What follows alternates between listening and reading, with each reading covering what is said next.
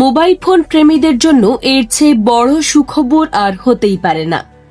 আচ্ছা ভাবুন তো, যে স্মার্টফোনের দাম এতদিন সাধ্যের বাইরে ছিল, তা যদি হুট করেই 5 থেকে 6,000 টাকা কমে যায় তবে কেমন হবে?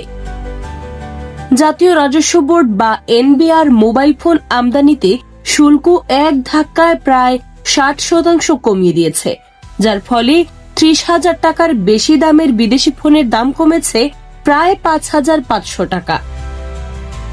13 জানুয়ারি 2026-এর নতুন প্রজ্ঞাপন অনুযায়ী এখন থেকে পূর্ণাঙ্গ মোবাইল আমদানিতে কাস্টমস ডিউটি 25% থেকে কমিয়ে মাত্র 10% করা হয়েছে।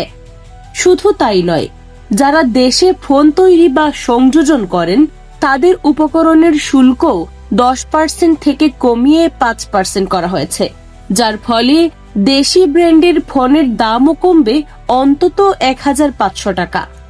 সরকারের এই সিদ্ধান্তের মূল লক্ষ্য হল মোবাইল ফোনকে সাধারণ মানুষের হাতের নাগালে আনা এবং অবৈধ পথে ফোন আসা বন্ধ করা।